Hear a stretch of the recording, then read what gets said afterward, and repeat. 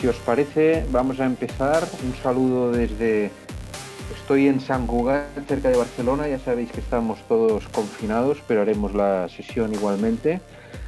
La sesión de hoy lo que busca es hacer una reflexión, no tanto cuando hablamos de errores, son errores que cometemos todos por el hecho de dedicarnos al diseño estructural. Por tanto, lo que no pretendo en esta sesión es decir aquí me he equivocado y esto está mal o está bien, sino fijaros en la propia filosofía del cálculo estructural, cuando nosotros, a partir del diseño de las normas y, por tanto, de aquello que es obligado en cada uno de los países ir siguiendo como método para el cálculo, vamos a ver muchas reflexiones que nos harán entender que cuando nosotros diseñamos una estructura y pretendemos que esté bien o mal calculado, lo que pretendemos aquí o lo que vamos a incidir o lo que vamos a pensar en esta presentación es qué quiere decir calcular bien una estructura, porque esto es tanto como decir de que si se calcula bien hay cosas que están mal, pero vamos a ver exactamente a partir de la reflexión que vamos a ir viendo esto qué quiere decir. Por tanto, le pido a Marius que me pase la primera diapositiva y fijaros que vamos a empezar con una reflexión que yo saco, ya os lo digo, del libro de aforismos del gran ingeniero Javier Ruibamba, compañero muy querido, y que es un libro de la Fundación Steico que os recomiendo a todos que os la bajéis porque es gratuito, y en el cual hay en uno de los artículos del libro la siguiente reflexión que os mando para que veáis un poco de lo que estamos hablando. Y nos dice exactamente así: la ingeniería estructural es el arte de modelizar materiales que no comprendemos del todo, en forma que no podemos analizar de un modo preciso, para soportar esfuerzos que no podemos evaluar adecuadamente, de manera que el público en general no tenga razón alguna de sospechar de la amplitud de nuestra ignorancia. Bien, esta frase, que es demoledora, es exactamente la que enmarca el, el ámbito en donde nosotros, los diseñadores de estructuras, nos movemos. Y además hace otra reflexión que también pongo en nuestros errores de construcción, que yo la comparto al 100%, que dice: no se debe calcular nunca una estructura que no se sepa. No se deben utilizar fórmulas cuyo significado físico se desconoce, y no se puede dimensionar con el ordenador una estructura que no se sepa calcular manualmente. Pues bien, este es el marco en donde nosotros nos vamos a mover a partir de ahora, con lo cual vamos a ver que cuando nosotros vamos a diseñar una estructura, lo vamos a hacer a partir de unas normas.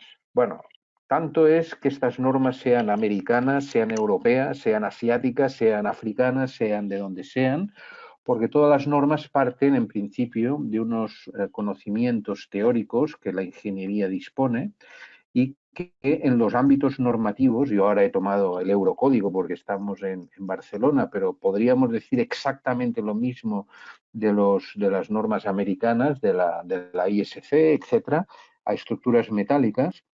Y vamos a ver, por ejemplo, en un caso muy típico, cuando nosotros vamos a la norma y evaluamos, y digo acciones en general, y un poco en la línea de lo que decíamos antes. Bueno, estas acciones, cómo se valoran? Bueno, la norma nos da unas pautas, pero esto es correcto. Si yo sigo la norma, estoy siguiendo exactamente lo que se ajusta a la realidad. Estamos en un punto del diseño en donde esto es una verdad absoluta o no. Bueno, un poco en esta idea, fíjense que si yo voy a la parte 1.3 de acciones generales de cargas de nieve, por poner un ejemplo, pero solo vamos a ver nieve y viento, básicamente porque son las dos cargas importantes que sufren las estructuras, pero que no dependen directamente de nuestro conocimiento, sino que son cargas de tipo climático, que son variables y que por tanto cada país tiene las suyas. Pues bien, si nosotros vamos a acciones generales y tomamos estas cargas de viento, veremos en la siguiente diapositiva cómo nosotros tenemos en las normas un método de aplicación de cálculo, lo que llamamos métodos de los estados límites o en servicio o estados límites últimos, en donde la propia norma nos da unas cargas de construcción que nosotros hemos de evaluar.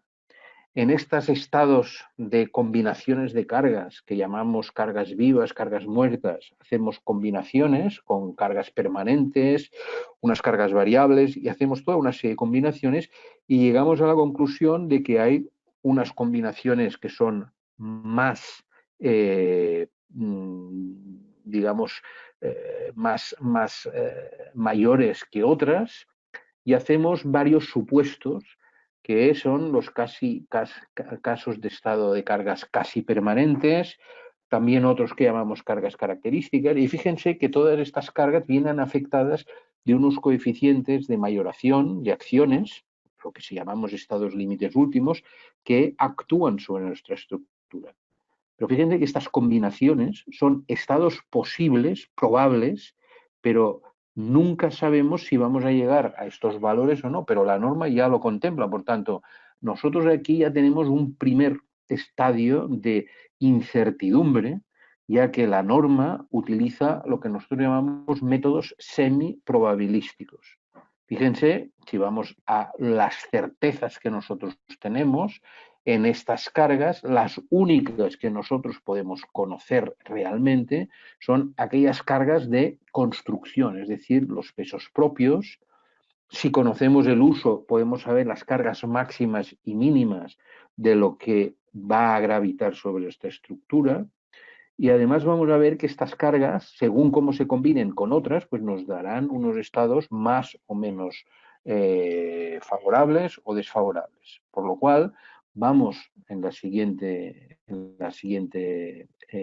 presentación a ver exactamente lo que decíamos. Fíjense que estas cargas de construcción, si me voy a las tablas de las normas y de materiales, pues yo sé exactamente las densidades de estos materiales y puedo evaluar, si conozco los sistemas constructivos, exactamente estas cargas. Pero como que nosotros nos basamos con un método semiprobabilístico y por tanto no determinista, la carga exacta que vamos a tener en cada momento en esta estructura será muy difícil de calcular. Por tanto, nos estamos moviendo en unos parámetros de incertidumbre que las normas más o menos contemplan, pero a partir de unas estadísticas que en nuestro caso pueden venir de principio del siglo XX, final del siglo XIX, con construcciones que se han ido repitiendo y que las normas han ido adoptando. Pero que en el método de los estados límites, que es el que nos ocupa en este caso, estas cargas exactamente no las podemos saber. Por lo cual vemos también que aquellas que afectan, por ejemplo, a las condiciones climáticas, he repetido antes el viento y la nieve, veamos exactamente cuáles son algunas consecuencias de la utilización directa de las normas. Si vamos a la siguiente presentación, vemos, por ejemplo, los croquis que aparecen en la norma del Eurocódigo 0 y Eurocódigo 1, por ejemplo, de la acumulación de nieve en las cubiertas.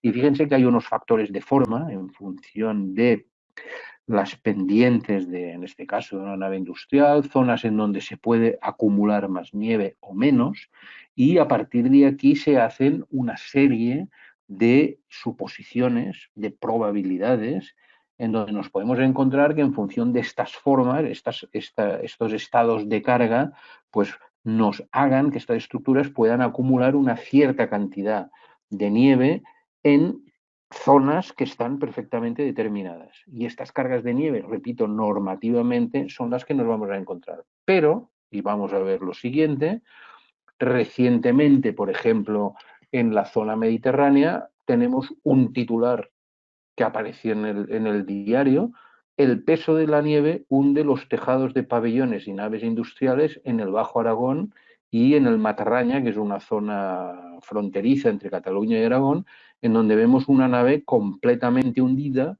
por una nevada o por unas condiciones de nieve y viento que la propia norma no ha contemplado. Por tanto, si estamos fuera de la norma, pero es de obligado cumplimiento, ya estamos viendo que las propias normas, aún siguiéndolas paso a paso, nos pueden llevar a situaciones pésimas no previstas. Y fíjense, por ejemplo, esta acumulación de nieve, esto es de una zona del Tirol austríaco, pero fíjense la cantidad de peso que esto representa, en este caso sobre un pequeño edificio, pero que si cae en una zona en donde no está prevista puede llegar al colapso estructural como estábamos viendo. Por lo cual la reflexión final, y lo vemos en la siguiente imagen, es la pregunta que nos hacemos. Fíjense, esta nave en donde ha caído completamente la cubierta y nosotros podemos decir, bueno, sí, esta nave cumplía la normativa, pero ¿estaba previsto este estado de cargas que ha hundido la estructura con todas las combinaciones de la norma? Fíjense que podemos decir que esto es un error de diseño o es un error que la norma no contempla, o si seguimos todos los pasos uno a uno de los que nos indica la norma, podemos aceptar que esto es un error. Bueno, esto es una reflexión que les dejo. Yo simplemente les muestro el resultado, que además ha sido muy reciente en la zona de Cataluña a partir de el que se ha conocido aquí como el Gloria, que ha destrozado por unas condiciones climáticas muy adversas muchos de los edificios. En la siguiente diapositiva vamos a ver la misma reflexión, por ejemplo, con el viento. Si nosotros evaluamos el viento, sabemos los efectos de los flujos de aire, de presión, en función del principio de Bernoulli, que es el que nos marca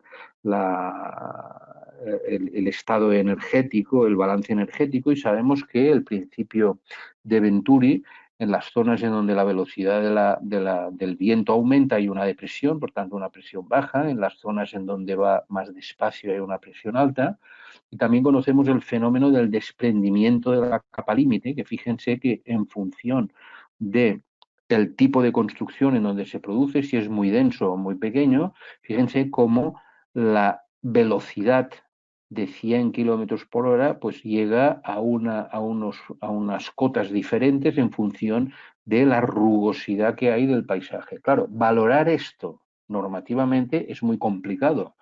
Y además, cuando estos vientos y estas presiones afectan a un edificio industrial como es el nuestro, y cuando tenemos esta presión que crea en las caras de los muros piñones, cuando viene en esta dirección una succión o en la parte superior, fíjense que nos marcan las zonas ABC en función de las distancias, en donde tenemos repartos de presiones diferentes. Todo esto la norma lo contempla. Pero vayamos a ver que cuando aplicamos todos estos conceptos, la horquilla de valores máximos y mínimos, aún cumpliendo la norma, es bastante extensa, lo que quiere decir que depende de quién, en este caso, aplique esta norma y la interprete, también puede dar efecto de que las presiones finales sobre los edificios pueden variar muchísimo y siempre estamos cumpliendo la norma de acuerdo con algunos criterios. En el caso de la norma española, vemos en la siguiente presentación, de la diapositiva siguiente, un mapa eólico, en donde este mapa eólico verán que tiene, en este caso, unas zonas que llamamos A, B y C, que en el caso español, pero si van a la norma americana, etcétera, verán que estas zonas de viento pueden ser muy diversas, y esto nos da ya una primera variación. Y si vamos a la norma, vemos que dice acciones de viento. Se pueden calcular a partir de una presión básica y dos coeficientes que vendrán en función de la zona, de la forma, etcétera. Y tenemos aquí zonas de presión, zonas de depresión, de succión, en función de lo que hemos visto anteriormente, pero también cómo este reparto de tensiones en el caso de las formas de los edificios pueden afectar. Y fíjense que en este caso, estos coeficientes que nosotros vamos a ver, que son unos coeficientes que afectan a este tipo de edificios, pueden variar muchísimo. Por tanto, simplemente con la aplicación directa de la fórmula, una presión básica, pero luego tenemos un coeficiente de exposición y luego un coeficiente eólico de presión, lo que es la C sub P y la C sub P, vamos a ver, por ejemplo, en la siguiente diapositiva, cómo puede afectar esto. Y fíjense que a partir de esta fórmula nosotros simplemente hemos de ver si es una zona A, una zona B, por tanto tenemos una presión básica que está del orden de los 50 kilos metro cuadrado, 0,5 kilonewtons metro cuadrado. Pero ahora fíjense, a la hora de aplicar estos coeficientes, y nos dice grado de aspereza, que tiene que ver con el gráfico que hemos visto antes del desprendimiento de la capa límite. Fíjense si nos dice si está al borde del mar, si es una zona rural, etcétera. Pero fíjense, en este caso, entre 3 y 30 metros, que son los edificios habituales que nosotros construimos, los coeficientes, en este caso, de mayoración por el efecto de esta aspereza, va desde un coeficiente de 1,2 hasta uno de 3,5. Quiere decir que aquí podemos tomar, si no interpretamos bien estas condiciones, presiones entre 1 y 3 veces mayores. Pero cuando vamos a los coeficientes eólicos, también nos fijamos que en función de estos valores podemos aumentar o disminuir también en función de las esbelteces estos mismos coeficientes. Por tanto, podemos hacer no vamos a decir error, sino simplemente cumpliendo la norma, vamos a ver cómo podemos tener horquillas que van entre 1 y 5 veces más. Claro, esto no es un error propiamente, porque si nos ponemos en el caso más desfavorable, seguro que estaremos de cara a la seguridad, pero también la estructura será mucho más cara. Entonces, podemos hablar aquí de error, simplemente es cómo interpretamos la norma. Y esto en edificios, como hemos visto anteriormente, bastante regulares. Pero ¿qué pasa cuando además las formas de los edificios son irregulares, como por ejemplo verán en la siguiente diapositiva, en donde tendremos la famosa cúpula de la Villette, que está en París, una esfera?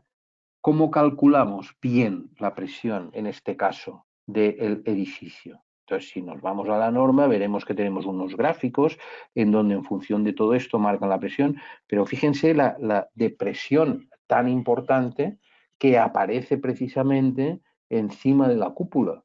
Y también, si miran en planta, fíjense el efecto de la presión en las zonas laterales, como crea una cierta depresión y por tanto está levantando la estructura, con lo cual será muy importante, por ejemplo, en este tipo de estructuras, que estén muy bien sujetadas en el terreno.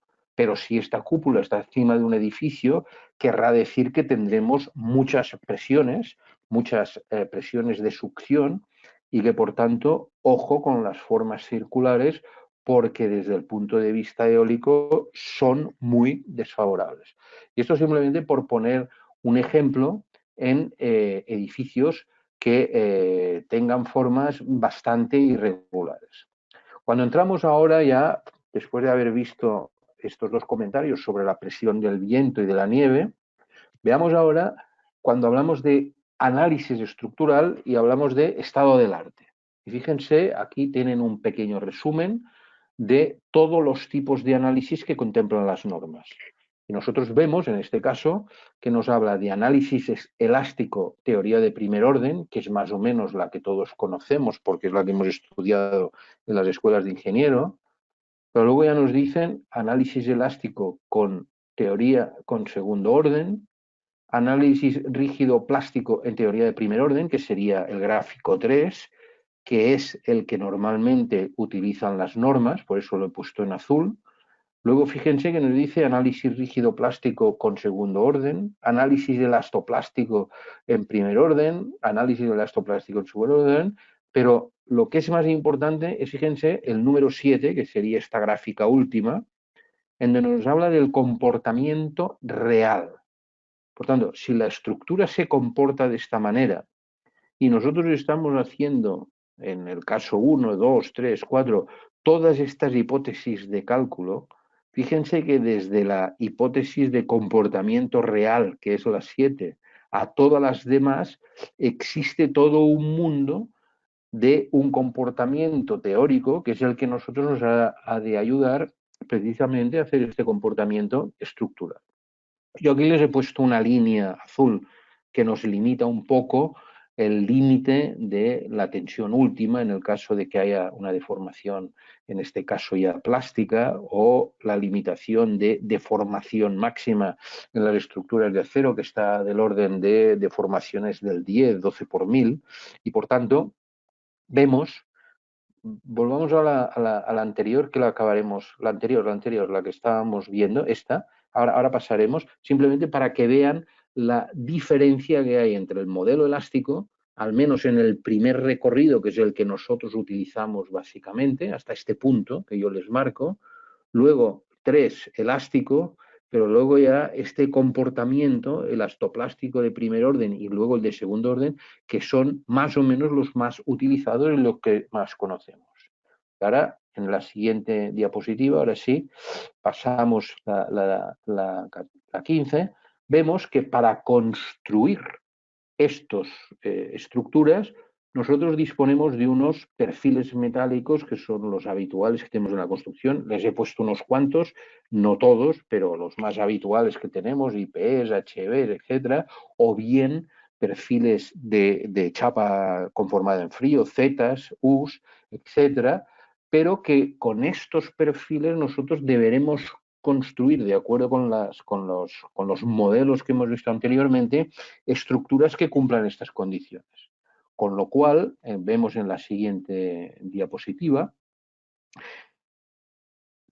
que estos materiales también, en determinadas condiciones, tendrán posibles fallos por múltiples factores, o por un exceso de esbeltez, o bien si trabajan a tracción, compresión, flexión, aquí faltaría la torsión.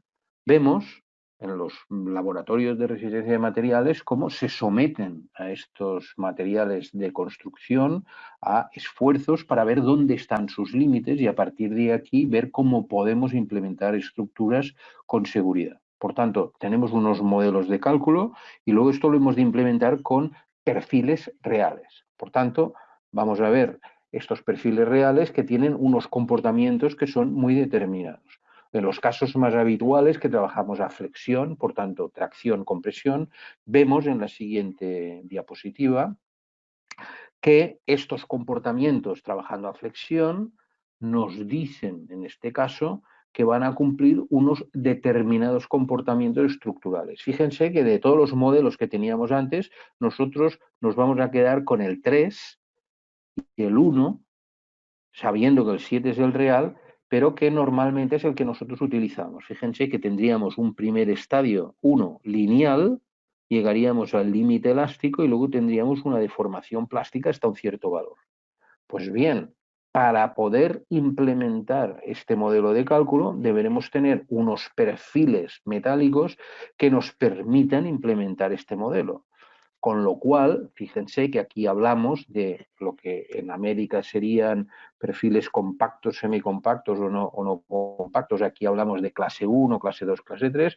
Son aquellos que permiten plastificar completamente la sección, por tanto que pueda girar y aprovechar al máximo sus condiciones estructurales y tensionales, y otros que solo lo pueden hacer parcialmente y otros que no pueden ni siquiera girar. Por esto fíjense que los estadios de deformación del clase 1, que sería el que nos permitiría trabajar en la zona lineal y plástica, es lo que llamamos perfiles clase 1, por tanto, los que pueden plastificar completamente.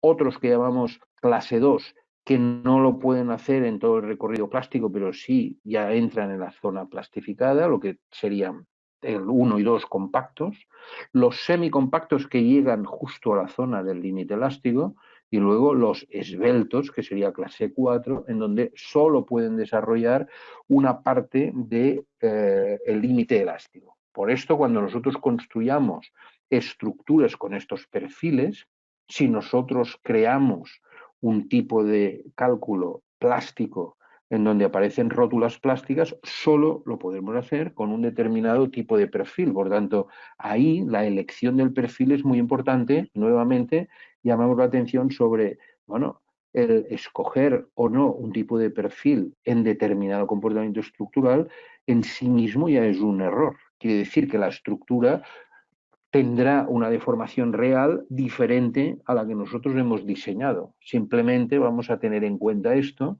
a la hora de diseñar la estructura. Por tanto, vamos a ver en la siguiente diapositiva cómo en la norma española, bueno, en el Eurocódigo 3 en este caso, pero también en el americano, nos explica exactamente qué quiere decir que un perfil sea clase 1 o 2, clases compactos, semicompactos tipo 3 o 4, y fíjense la respuesta tensional que nos da cada caso, pero sobre todo el recorrido plástico en este caso y en este es diferente, este es mucho más limitado que en este.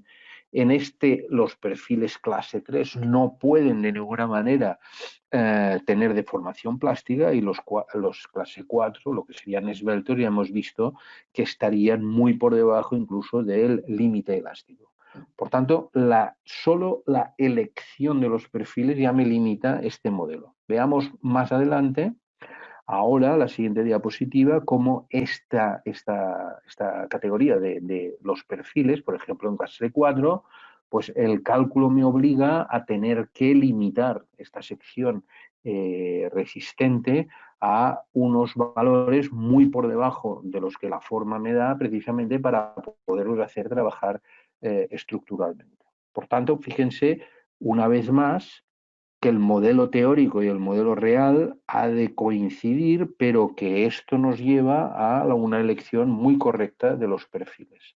En la siguiente diapositiva veremos, por tanto, cómo en los manuales habituales de estructura metálica nos indican precisamente en función de los tipos de perfiles que utilizamos si están trabajando a tracción o a compresión exactamente ya a la clase que pertenecen y por tanto vemos que una HB del 140 en todos los casos es clase 1, por tanto puede plastificar, pero si tiene las alas más delgadas, como es el caso de la HA, solo en determinadas formas puede ser clase 1 o clase 2, por tanto puede plastificar, pero no del todo en segundos casos. Y también, fíjense, en función del tipo de acero, es decir, de las tensiones máximas, verán perfiles que pueden ser clarísimamente clase 2, clase 3 o clase 1, clase 2. Por tanto, esto es importantísimo a la hora de diseñar de acuerdo con las normas en régimen plástico. Por tanto, ahí también indirectamente una mala elección de estos perfiles nos puede llevar a lo que podríamos llamar error.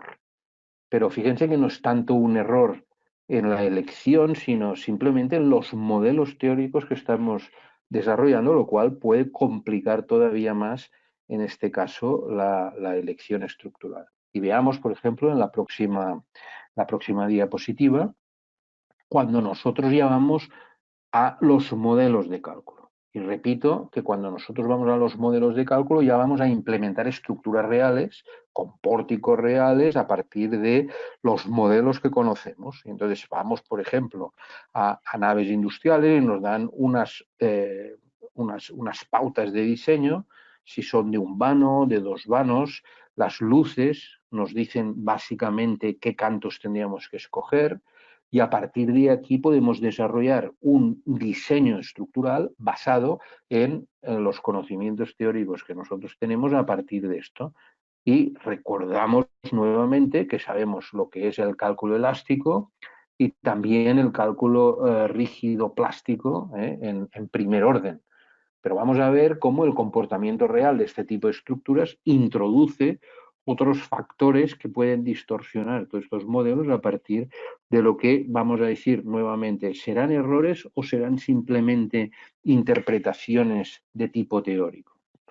Pasemos a la siguiente diapositiva y vamos a ver, por ejemplo, cuando nosotros fácilmente decimos, bueno, podemos hacer una estructura biarticulada, con en este caso tendría que estar empotrada, o con el pórtico rígido, o una celosía articulada, o que también esté empotrada. Tenemos unas leyes de momentos flectores y a partir de aquí nosotros vamos a generar modelos de diseño estructural en donde, fíjense, en cuestiones muy sencillas, y ahora lo veremos en la próxima diapositiva, podemos ya introducir en estos cálculos algunas cuestiones que pueden variar relativamente, simplemente con elecciones bien o mal hechas, al introducir algunos aspectos que son importantes. En la siguiente diapositiva vamos a ver, por ejemplo, veremos dos casos, los pórticos con modelos rígidos y luego veremos las celosías. Fíjense, por ejemplo, este es una viga tipo Voigt con aligeramiento, en donde tendremos unas condiciones de diseño para una piscina, etc. Vamos a ver la siguiente diapositiva, lo que les comentaba anteriormente. Entonces vamos a ver cómo, que es la pregunta que hacemos, influyen las condiciones de contorno. Un pórtico simétrico, con una carga repartida, por tanto gravitatoria, en donde yo tengo, por ejemplo, los nudos inferiores que están empotrados. Vamos a ver si este nudo superior es un nudo rígido o un nudo articulado. Vamos a ver en este caso. Yo puedo suponer que esto es una articulación, por tanto no transmite momento. Y si es el caso real de que no transmite momento, este pilar trabaja a axil puro. Pero fíjense que si esta unión no es exactamente una articulación, como hemos supuesto en este primer modelo, y tenemos un pequeño empotramiento, el hecho de que este nudo tenga un pequeño empotramiento automáticamente tendrá sobre este pilar efecto de cortante y aquí tendré una reacción horizontal. Fíjense que en los dos casos el modelo puede ser correcto, pero de considerar que esto es una articulación a no considerarlo, aparece una reacción debido al esfuerzo cortante que en este caso no tendré y en este sí. Y esto solo a carga gravitatoria. Si después tenemos en cuenta el viento, la deformación, etcétera, verán que estas condiciones pueden ser más o menos importantes en función de cómo considere precisamente los nudos de las estructuras. En la siguiente diapositiva, este mismo ejemplo, vamos a decir, bueno, ¿y si es traslacional o intraslacional? He de tener en cuenta estos efectos de segundo orden, cómo se comporta la estructura deformada. Y aquí tenemos el caso típico para ver si una estructura frente a acciones horizontales o incluso verticales se comporta como traslacional o no traslacional y cómo estos efectos de segundo orden pueden afectar al diseño final, básicamente por haber tenido o no tenido en cuenta este comportamiento. Por tanto, nuevamente, el modelo del diseño nos introduce algunos aspectos que habrá que considerar en el cálculo, que podemos o no considerarlo como errores, pero sí sería un error el no considerarlos y no tenerlos en cuenta. ¿Qué influencia pueden tener todos estos factores? Veamos en la diapositiva siguiente. Por ejemplo, el hecho de tener un pórtico traslacional, es decir, con acciones horizontales y verticales, pero con cargas, en este caso con barras muy esbeltas o con barras muy rígidas. Fíjense que el mismo estado de cargas para este caso, hemos marcado, por ejemplo, las diferencias de momento según lo hagamos en régimen lineal o en régimen no lineal, que diríamos cálculo plástico. Fíjense, por ejemplo, que este momento de aquí, que es 8,28, puede pasar a ser un momento mucho más pequeño. Y este que aquí es 11,59, en cambio, puede llegar a aumentar a 12,77. O este que es 13,92 aumenta a un valor o puede disminuir. Por tanto, la influencia de la elección del perfil más o menos rígido en este tipo de cálculos aquí es muy importante. Pero si en cambio tengo una rigidez muy importante de las barras, fíjense que apenas se nota la influencia, fíjense que estos valores son muy parecidos, lo haga bajo régimen lineal, cálculo elástico para entendernos, o bajo el cálculo plástico. Por tanto, la influencia de los perfiles indirectamente también tiene mucha incidencia, o poca, vemos, en el cálculo final. Por tanto, la respuesta estructural, según cuál sea la elección de los perfiles y el método de cálculo, también puede llevar a valores diferentes que tendrán un comportamiento diferente.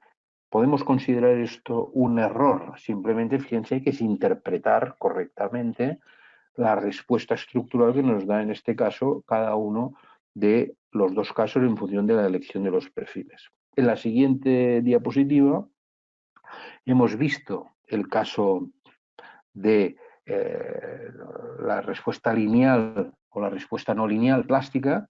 Y ahora vamos a ver qué pasa si además hacemos un cálculo más avanzado y proponemos ya entrar en el cálculo plástico con formación de rótulas plásticas. Claro, para hacer rótulas plásticas hemos visto que no todos los perfiles valen y que tendrán que ser perfiles que puedan plastificar. Por tanto, tendrán que ser compactos. Hemos visto que esto solo puede ser con perfiles tipo 1 o tipo 2 o compactos. Por tanto, la elección de estos perfiles ya no es una elección cualquiera, sino que directamente hemos de ir a perfiles que puedan girar y crear estas rótulas plásticas. Pero cuando se creen estas rótulas plásticas, que están marcadas aquí en estos ejemplos, vamos a ver dónde se crea la rótula plástica y entonces aparece un nuevo dilema a la hora de diseñar. ¿Cuál es la longitud real del pilar? ¿La que llega hasta la rótula plástica o hasta la parte superior? Claro, si esta estructura está acartelada, fíjense que esta cartela puede ser de un canto importante. Entonces, las condiciones del cálculo geométrico del pilar, ¿cómo se calculan?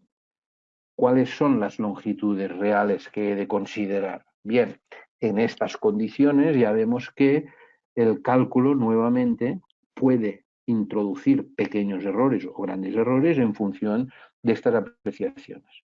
Por tanto, en la siguiente diapositiva vamos a ver cómo este cálculo plástico o no ha de tener en cuenta las condiciones reales, para lo cual hemos de conocer las leyes de momentos flectores y darnos cuenta, por ejemplo, ahí está marcado con los números 7, que la ley de este perfil máxima será cuando no tenga el refuerzo. Por tanto, el momento flector máximo que ha de aguantar esta barra, en este caso este dintel, viene precisamente en el punto de transición entre la cartela y la zona no acartelada.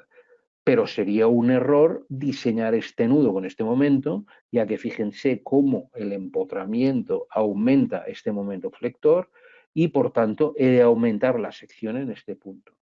Por tanto, la barra tendrá este momento flector máximo, pero en cambio el empotramiento tendrá este momento flector máximo. Fíjense que la diferencia puede llegar a ser importante en el diseño. Y como que para estabilizar el ala inferior de este tipo de estructuras hemos de ver qué zona trabaja a tracción y a compresión, sería un error estabilizar este tipo de ala inferior si está trabajando a tracción. Con lo cual vemos que interpretar correctamente las leyes de momentos flectores, aquí tendremos en esta zona tracciones abajo y compresiones en la parte superior, pero en cambio en esta zona tendremos la inversión de momentos y tendremos las tracciones en la parte superior y las compresiones en la parte inferior.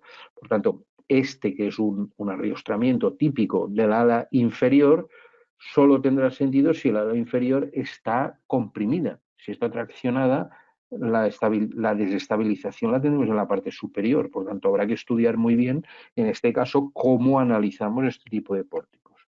Por tanto, los diseños estructurales y las soluciones estructurales tendrán que ir de acuerdo también con las leyes correspondientes. Pasemos a la siguiente diapositiva y vemos un poco lo que comentábamos anteriormente. Este tipo de estabilizador tendrá sentido solo en las zonas comprimidas, en el ala inferior, que es la que puede posibilitar el pandeo.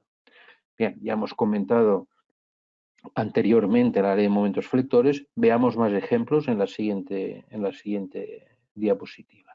Y ahora veamos pórticos de celosía que son muy habituales. Estas dos fotos, esta corresponde al campo del Español aquí en Barcelona y esta es la estación de Francia, también de Barcelona, en donde podemos ver exactamente las soluciones aligeradas de celosía. Por tanto, en la siguiente diapositiva vamos a ver estructuras típicas en donde los pórticos están resueltos con estructuras trianguladas, pero que también tienen mucha utilización en los arriastramientos mediante cruces de San Andrés y elementos en este caso, de arrastramiento lateral, y por tanto es un tipo de estructura que se utiliza muchísimo. Veamos en la siguiente diapositiva cuál es la ventaja real de este tipo de estructuras que tenemos que utilizamos muchísimo estructura metálica precisamente como arriostramientos.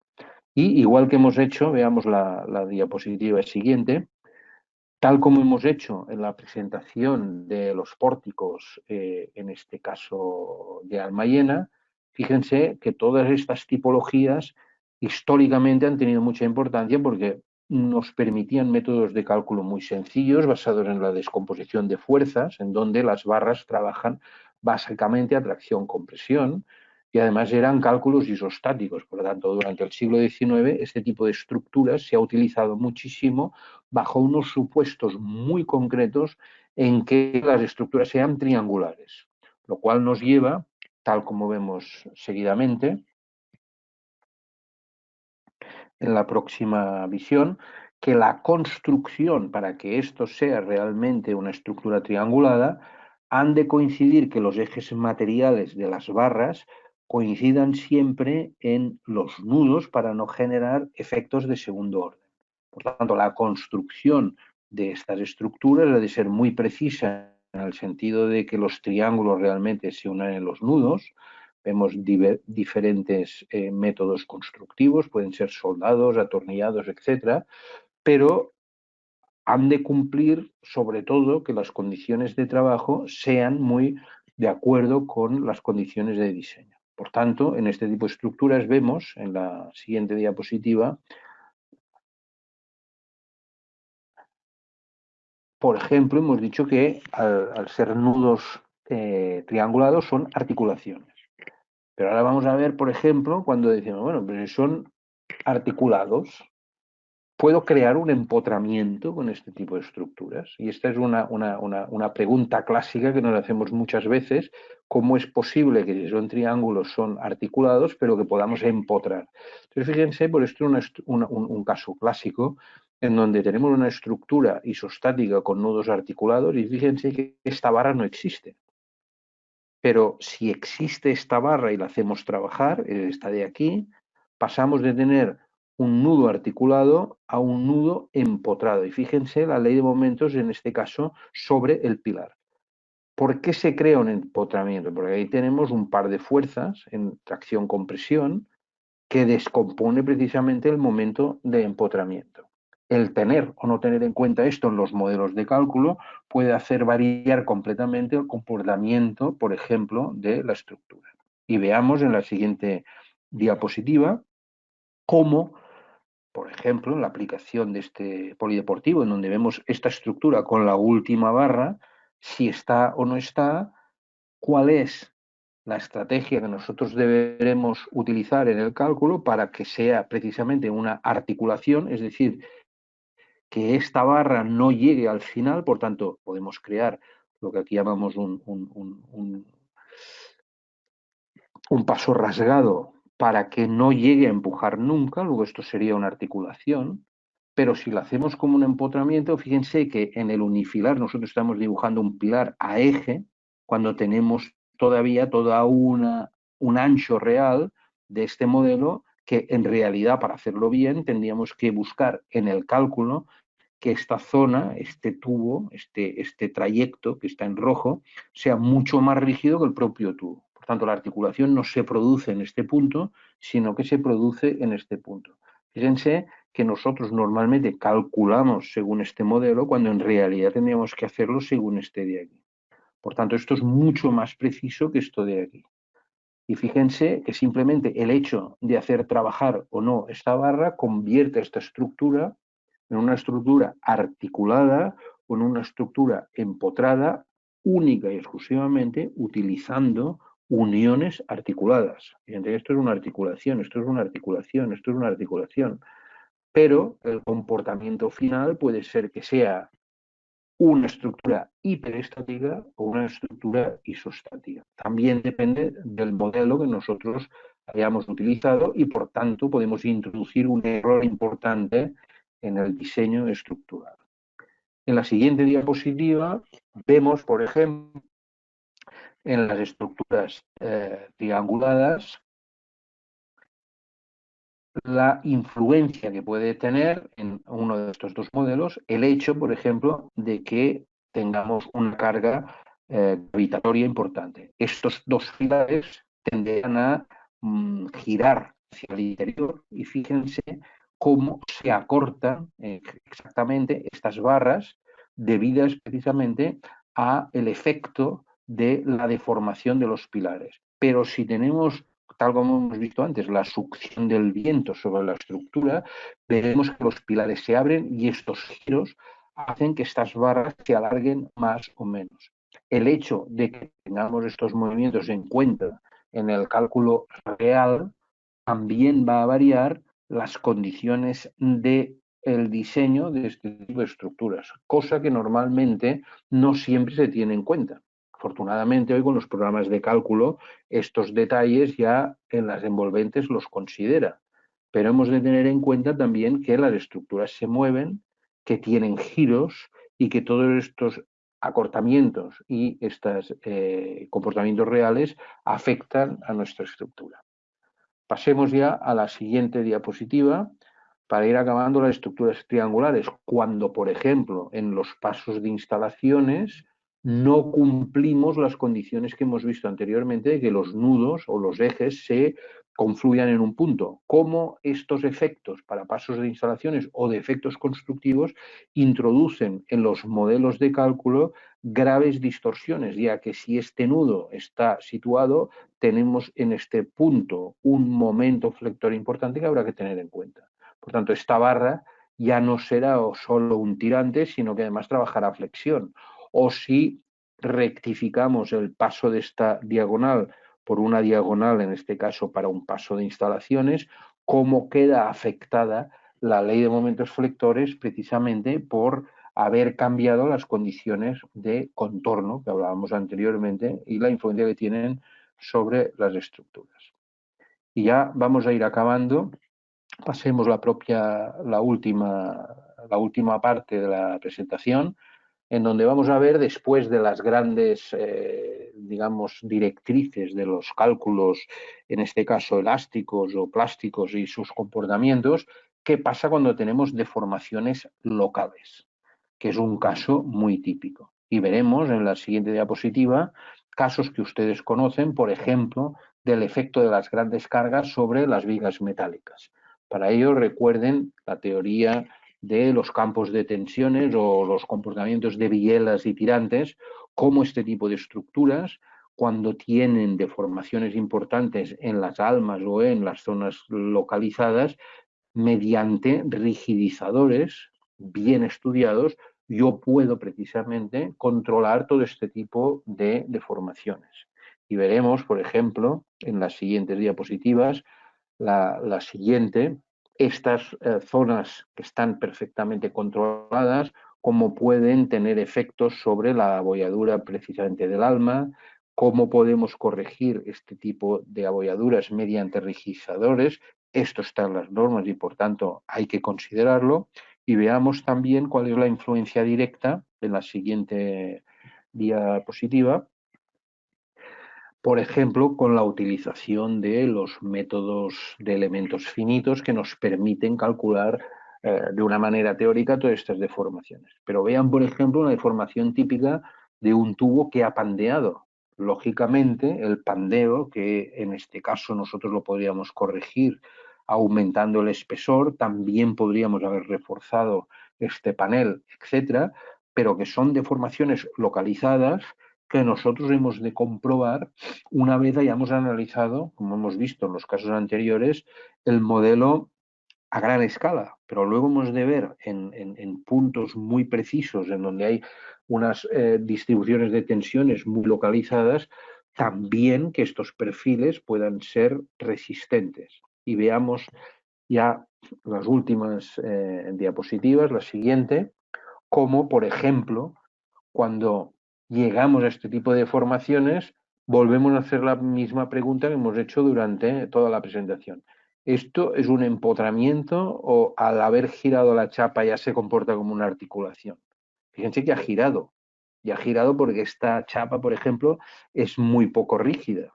Luego, este nudo como empotramiento está mal resuelto o ha recibido cargas superiores al diseño. En este caso ya el desastre es absoluto, en donde vemos que se ha comportado como una articulación una vez que ha fallado completamente la chapa. O bien este de aquí, en el momento en que esta viga tiene una entalla, esto ya se está comportando como una articulación, aunque esté empotrado. Luego, nuevamente, la propia ductilidad de la estructura ha hecho que ella se adapte precisamente a la manera que tiene de trabajar. Ya por último, en la última presentación, que ya llegamos justo a las 7, por tanto hemos cumplido el horario, preguntamos, ¿el error humano es posible eliminarlo? Este es un caso habitual, extremo si ustedes quieren, como un error de replanteo nos hace que este perfil tenga que colocarse en una situación que no es la correcta respecto a la placa de anclaje. O bien esta soldadura, que puede ser correcta, no sé si esta viga se ha calculado como una articulación o no, o si esto va a permitir o no permitir el deslizamiento y, por tanto, cómo se comportará esta viga después de que nosotros la hayamos calculado a partir de unos supuestos estructurales. Así que hasta aquí hemos llegado. Muchas gracias a todos por habernos seguido. Más o menos hemos cumplido la previsión, que era dedicar a la parte teórica de esta presentación 3/4 de hora. Por tanto, hemos empezado a las 6:15, ahora son las 7 de la tarde aquí en Barcelona. Así que, si les parece, abrimos un turno de preguntas durante 10 minutos, un cuarto de hora ya para... En las estructuras, Luis Gustavo nos dice: en las estructuras rígidas, las articulaciones por uno de los lados puede ser el óvalo que se presenta en la diapositiva. Esta la hace del tipo móvil. Sí, exactamente, pero esto es simplemente para tener en cuenta que no tenga la reacción sobre el pilar y, por tanto, cree la ley de momentos flectores que hemos visto en la exposición de las diapositivas. Eric Fernández, una columna H colocada sobre un pedestal con una placa de apoyo intermedio, claro. ¿A qué distancia aproximada los pernos de la placa se comportan como empotramiento? Bueno, esta respuesta no es directa porque habría que saber precisamente el espesor de la chapa y además si está rigidizada mediante cartelas o no. A ver, la costumbre es, cuando hacemos el diseño, que entre la cara del pilar y la cara de la placa haya lugar suficiente para que cuando coloquemos los pernos se puedan luego atornillar. Por tanto, estamos hablando de distancias de 10 centímetros, un poco más. Pero cada caso habrá que estudiarse en función de el momento y los esfuerzos que tenga. Por tanto, igual que le he contestado antes, habría que calcularlo y ver exactamente el qué. Patricio Vaca, muchas gracias. Gracias a vosotros por estar presentes. Del lado de América, uno de los grandes problemas es la verdadera aplicación de los criterios de ductilidad ante eventos sísmicos. Tienes toda la razón, pero normalmente en las estructuras ligeras, Gonzalo, la acción del viento es muchas veces similar, si no peor, que a la propia del sismo. Por tanto, si luego estudiamos la ductilidad del sismo, habría que ver si colocamos posibilidades de crear rótulas plásticas y cómo se trata. Pero en las estructuras industriales generalmente el viento es tan o a veces más desfavorable que el propio sismo. Por tanto, de acuerdo, hemos de estudiar el sismo, pero que también introduciría otro tipo de error diferente, pero que también tendríamos que considerarlo en el estudio general. Así que gracias por el comentario. Joaquín nos dice: una conclusión importante es el diseño estructura de los planos de detalle que los acompañe para que el fabricante no cometa errores. Por último, una inspección minuciosa. Totalmente de acuerdo. Por eso hacemos la dirección de obra, precisamente para adecuar la estructura calculada a lo que realmente después se construye.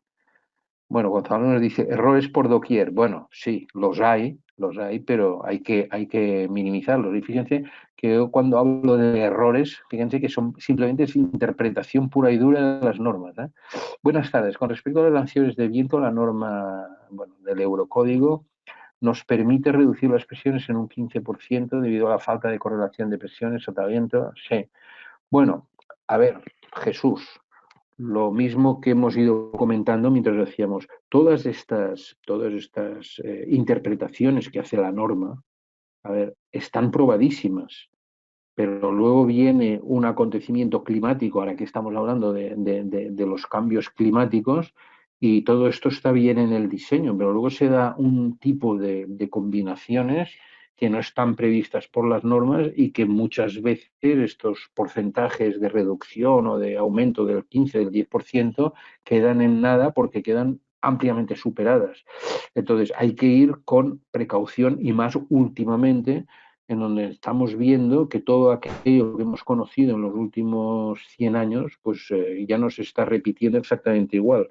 Por tanto, hay que interpretar las normas con rigor, ciertamente, pero también con prudencia.